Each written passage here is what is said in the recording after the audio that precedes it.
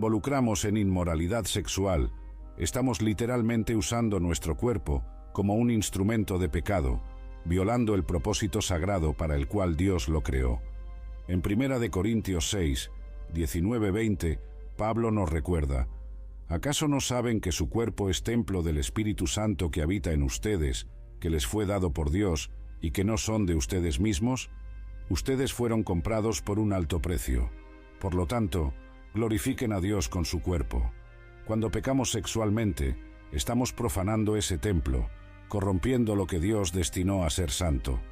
Esta es una violación no solo de nuestro cuerpo físico, sino de nuestra identidad espiritual como templos del Espíritu Santo. Una de las razones por las cuales el pecado sexual es tan peligrosamente poderoso es su capacidad de esclavizarnos. A diferencia de otros pecados que pueden ser ocasionales, el pecado sexual tiene una tendencia a convertirse en una adicción, una compulsión que nos arrastra cada vez más profundo. Cuanto más nos involucramos, más difícil se vuelve escapar. Es como una telaraña pegajosa que nos atrapa cada vez más firmemente.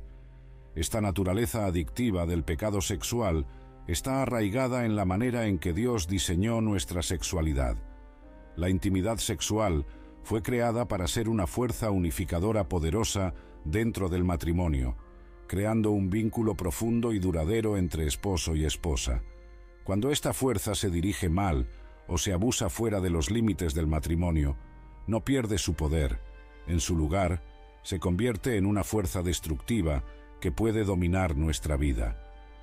El apóstol Pedro habla sobre esto en 2 de Pedro 2, 19 diciendo: prometiéndoles libertad, ellos mismos son esclavos de la corrupción, pues el hombre es esclavo de aquello que lo domina.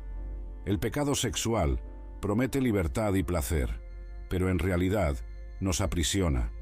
Comienza con pequeñas concesiones, tal vez una mirada aquí, un pensamiento allá, pero rápidamente puede escalar a una obsesión que consume nuestros pensamientos, nuestro tiempo y nuestra energía.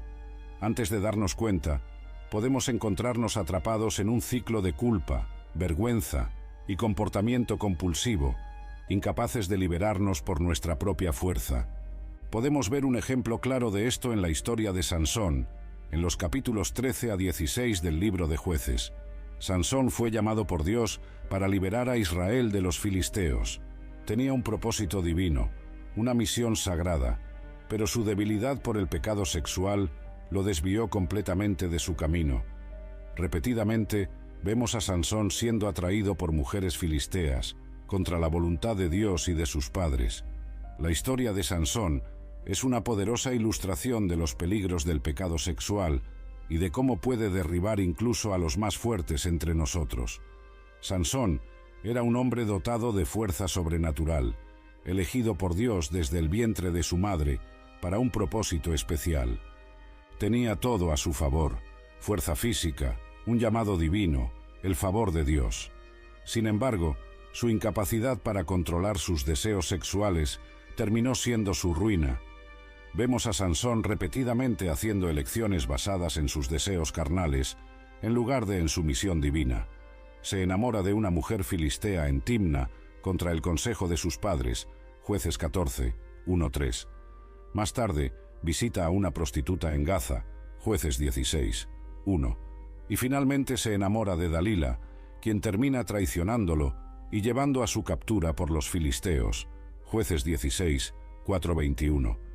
En cada una de estas situaciones, Sansón pone sus deseos sexuales por encima